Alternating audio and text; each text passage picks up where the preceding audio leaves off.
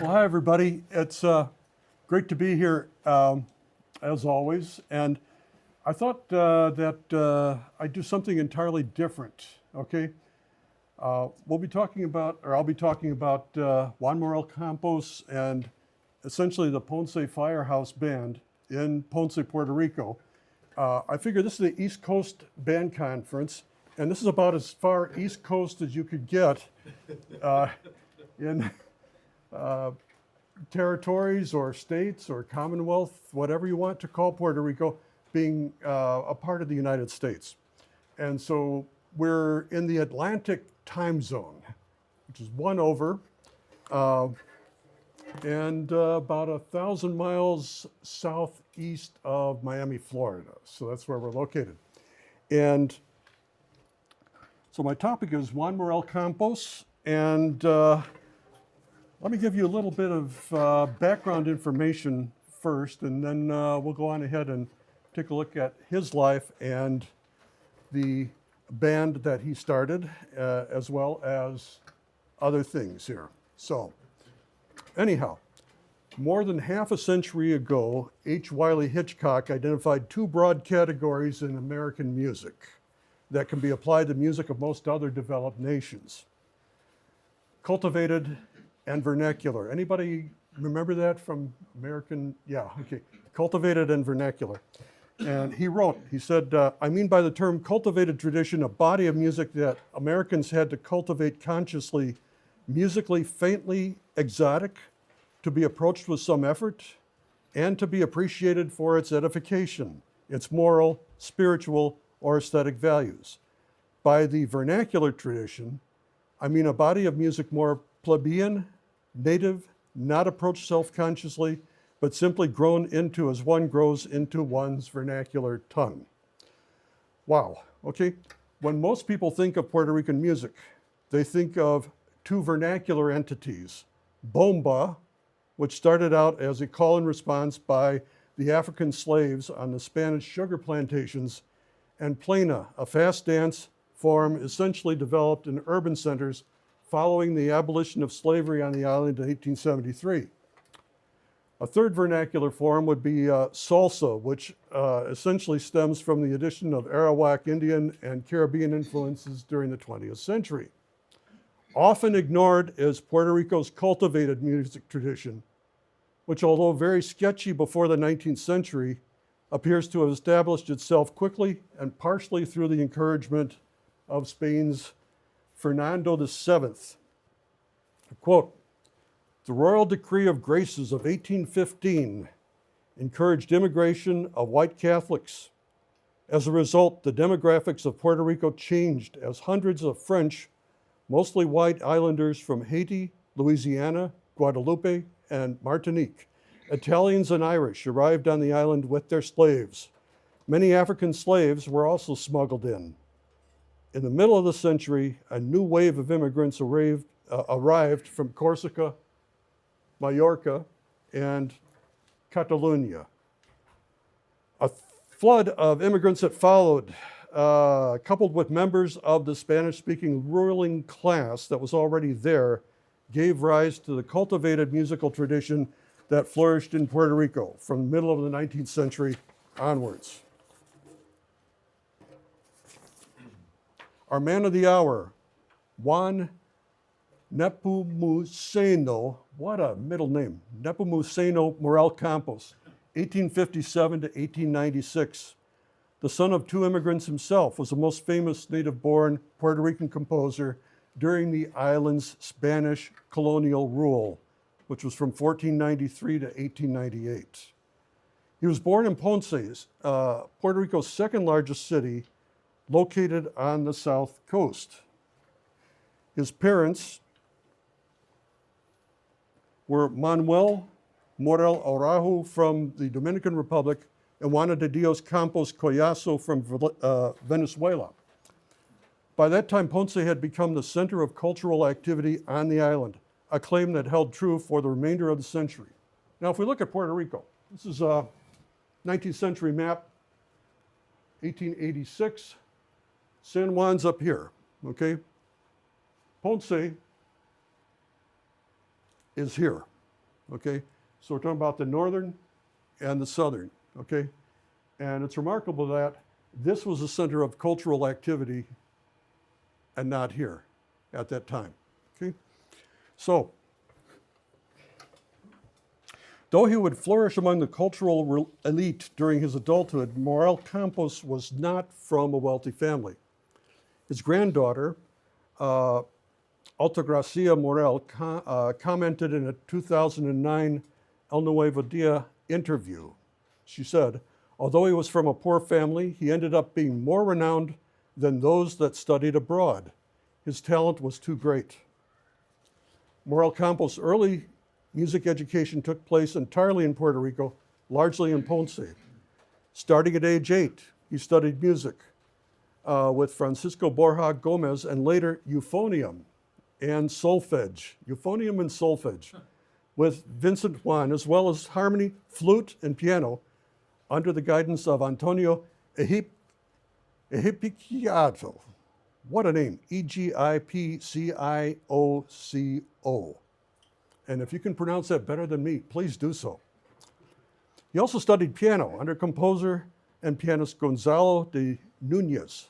Later, from the age of 14, he was a student of Manuel Gregorio Tavares y Rupero, who taught him harmony, composition, and piano. Tavares was known as the Chopin of America and father of the Puerto Rican danza. In the middle of the 19th century, serious composers who were natives of Western Hemisphere had to study in Europe. We've studied this, I'm sure, in regard to American composers going over there, okay? Well, when we look at it, it's not just composers from the United States, it's composers all over the Western Hemisphere had to go to Europe in order to get schooling, shall we say, okay? Now,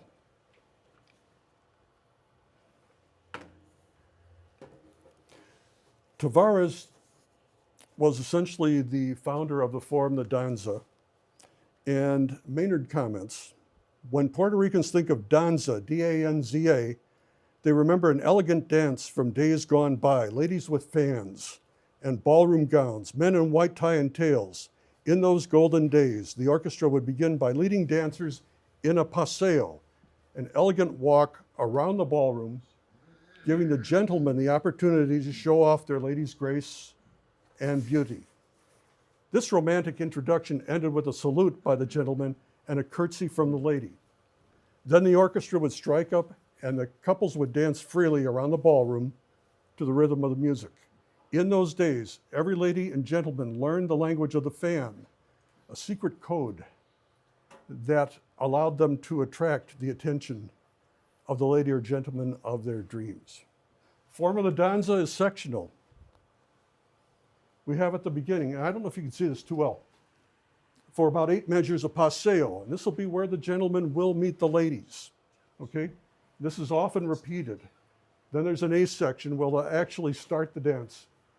B section, a C section, a bridge, and then back to the A and a coda, okay? The reason I'm talking about this is that we will be performing one of these dances this afternoon. We'll be playing through it.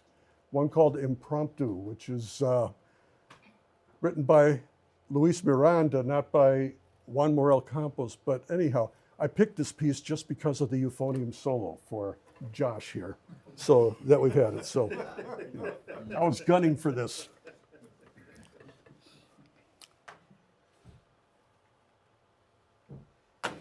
In 1877, Morel Campos entered the military. He became the principal euphonium player in the Banda de Batallón de Cazadores del Regimiento de Madrid, located in San Juan, the battalion of the Hunters of the Regiment in Madrid, except it wasn't in Madrid yet, it was in San Juan. They were stationed in San Juan. He also is said to have played euphonium with and occasionally led the Banda de Batalla de Cazadores in Cadiz in Spain. And through his involvement in military bands, Morel Campos learned to play most of the wind instruments available to him, particularly flute, euphonium, and tuba. So, a significant amount of activity took place in Ponce during Morel Campos' absence. in 1877, future mayor Miguel Rosich y Mas visualized a World's Fair in Ponce, based upon the one that took place in Paris in 1855. The following year, he designed the Ponce Town Square with two plazas placed on either side of Santa Guadalupe, the town's cathedral. Then he enlisted the aid of Spanish Army Lieutenant Colonel Maximo de Meana y Guride, there he is, to design and build the main pavilion for the 1882, World's Fair in Ponce. So this is the pavilion that he developed. Here's your cathedral, okay? You've got your two squares on either side of the cathedral, and then you have this building smack right up against the back of the cathedral, okay? So, the fair took place July 1st to the 16th, 1882, with more than 500 exhibitors and the installations of electric lights, which was, a new phenomena in 1882. It was a resounding success. The main pavilion was not forgotten. In 1883, the following year, knowing what they had, the city made the building Ponce's official firehouse. So the black and white drawing that I showed you was this building, but now it was converted into the firehouse, smack dab against, again, the back of the cathedral. Here you can see one of the town squares, the other one's here. The Ponce firehouse, it was painted red and black, the colors of the city. Okay?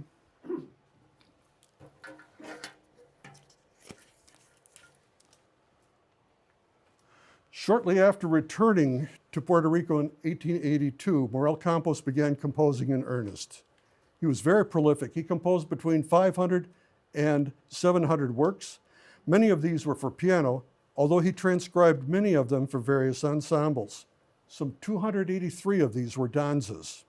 And of these, 208 were composed with the ensembles in mind first. He'd start off by thinking about the band. He'd start out writing out parts, and then, oh yeah, I'll arrange this for piano so that it can be played a little bit more often. So backwards from what most other composers were doing at this time.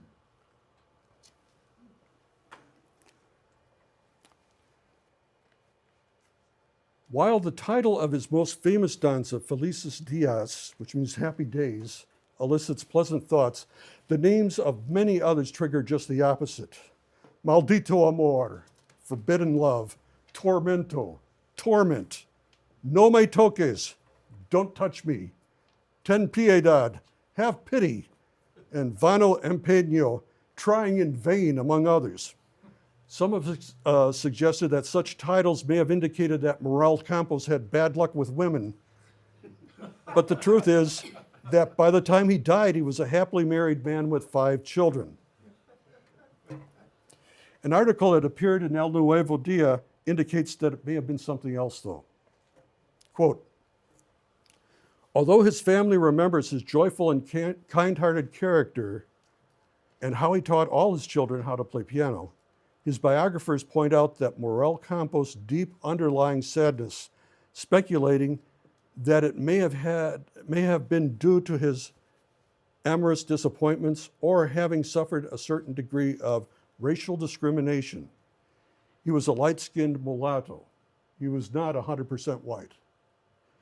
His granddaughter, Altagracia Morel, who I quoted earlier, attributes his sadness to not being able to afford studies abroad away from the island. Oh, I'm sorry. This is an example of Morel Campos' handwriting, okay? And it's beautiful, it's clear, everything is in its place. This is for piano, of course. The Danza de Innocence, Las Inocencia.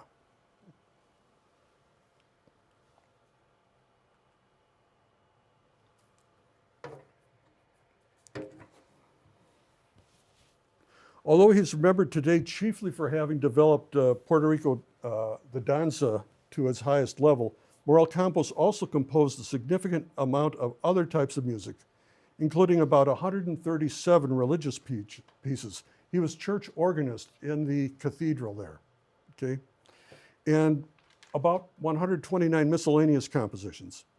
According to the Puerto Rico General Archives, the latter includes overtures, such as El Certamen, which means the contest, La Lira in Puerto Rico, those are titles, funeral marches, such as his Pobre Tavares, Poor Tavares, to mark the death of that composer, the March Juegos Florales, and waltzes, such as Saludo de Ponce, and the operettas, zarzuelas, such as Amor y Triunfo, Love and Triumph, Una Dia de Elecciones, a day of elections, and Una Viaje a America, a trip to America. Here we can see Los Oficiales de los Bomberos in La Liria here.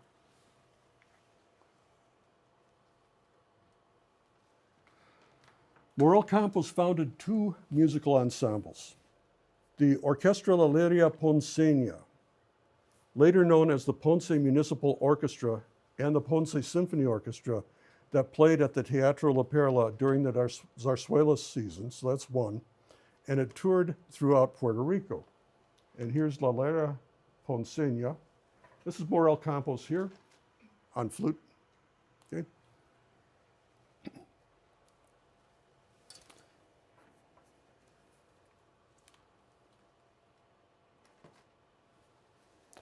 He also founded the Banda del Benemérito Cuerpo de Bomberos de Ponce, the band of the distinguished body of firefighters of Ponce. Let me get that out again. The band of the distinguished body of firefighters of Ponce, the Ponce Firehouse Band, in other words, okay? This group did not tour as extensively as the orchestra for obvious reasons. He conducted them for two tenures, from 1883 to 1886, and again from 1893 to 1896. Morel Campos himself was listed on the roster of firefighters in 1883. The band later renamed the Banda Municipal de Ponce, the Municipal Band of Ponce, in 1929, and Centenaria Banda Municipal de Ponce, the Centennial Band of Ponce, in 1983. It's the oldest continuous instrumental performing ensemble in the Caribbean. Housed in the adjoining complex next to Ponce's Teatro Perla, and with many of its members teaching at the Escuela Libre de Música, the Free School of Music, the band remains central to the cultural life of the region. There have been 12 conductors of the band. They're listed here. We can see Morel Campos, the very first.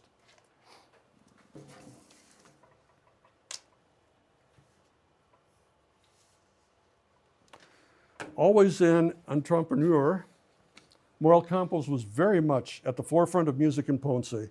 In addition to tending to the needs of his own musical groups, he did musical arrangements for traveling shows, often adapting the instrumentation for whatever was available. He also served as agent, hiring musicians for many of these shows. At the same time, he enjoyed a successful conducting career, being under contract with the Spanish zarzuela company Bernard y Abella.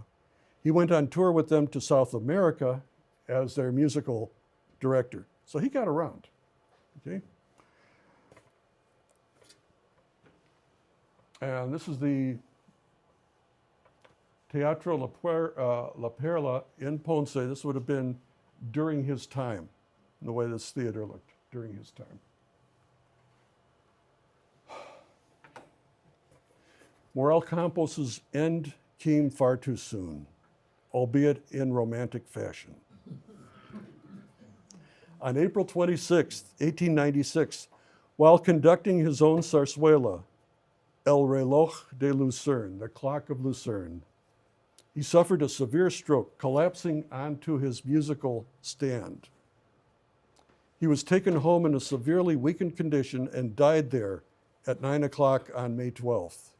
He was 4 days shy of being 39 years old. Wow. So talk about, a lot of times conductors talk about dying on the podium. This was just literal. Oh, what a way to go, but before turning 39? Ouch. Well, after Morel Campos' death, the conductorship of the Banda de Benemérito Cuerpo de Bomberos de Ponce passed to Domingo Cruz Gutierrez, 1864 to 1934, who remained conductor of the band until 1916. Cruz, nicknamed Cocolia, meaning little crab, had little formal musical training. Still, he was a fine euphonium player, both in the band and in the Orquesta de la Lira Ponceña. He was also a cellist, and under his direction, by 1919, the orchestra had grown to 35 players and was then billed as the Orquesta Sinfónica, the symphony orchestra. Cruz died on October 20th, 1934 in Alicante province in Spain while visiting his son.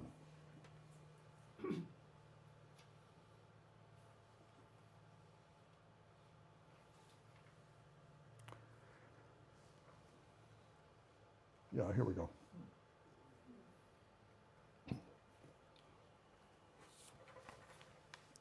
In November of 2022, Esther and I were in Puerto Rico. We went to a concert by the band, and this is the composition today. What they have, 3 flutes, 1 oboe, 12 clarinets, 5 saxophones of various sizes. I think they had a bass sax in there, okay? And going on down, it listed 2 tubas, but actually there was 1 tuba and 1 on this horrendous instrument called a keyboard, okay?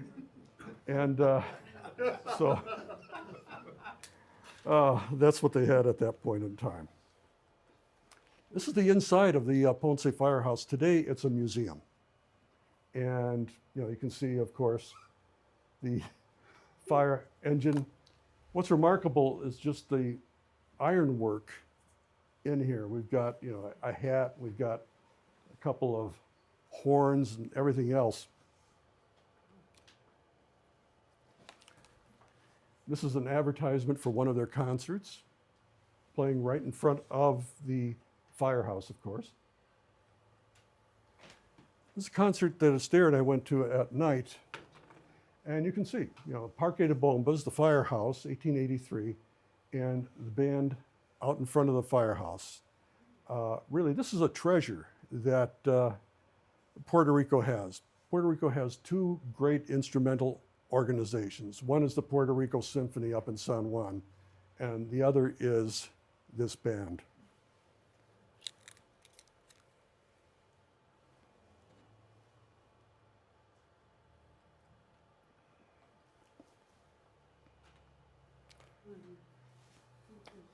That's the Teatro Perla today, and the Escuela Libre de Música, the Free School of Music, which is now the Institute of Music named after Juan Morel Campos. Morel Campos' legacy lives on in many ways. We have the Escuela Libre de Música with his name. There's also a secondary school in Ponce and an elementary school in Greater San Juan bearing his name. The fact that his fame reached beyond the island is verified by the Juan Morel Campos School of the Arts in Brooklyn, New York. There's also an urbanization, which means a subdivision, on the west side of Ponce that is named after him. And in 1984, the Puerto Rican government named May 16th, the composer's birth date, as Juan Morel Campos Day, and the Fiesta Nacional de la Danza, the National Festival of Dance, is held annually for a week surrounding that day. In December 1926, a statue was dedicated to Morel Campos in the Plaza de Hitao near the Parque de Bombas. His remains are buried inside the pedestal. A statue of his friend and successor, Domingo Cocolia Cruz Gutierrez, is nearby. Rare is it to have a statue of a band director in the central square of a sizable city. Rarer still is it to have two such statues gracing such a conspicuous location. The citizens of Ponce treasure their band and its conductors. People in the United States proper should do the same thing. That's ridiculous.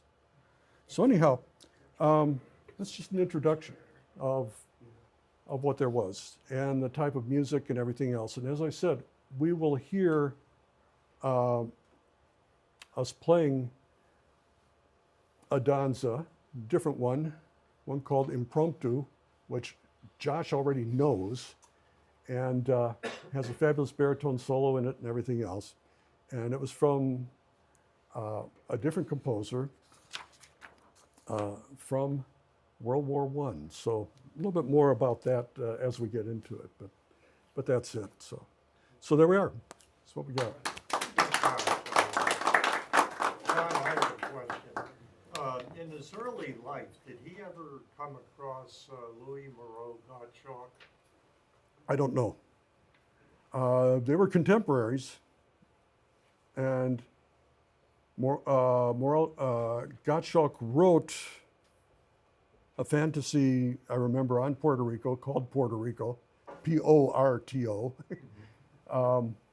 And it's very, very possible that they met, but I didn't find it. I just don't know. All right. So, Okay. okay, Thank you. all right.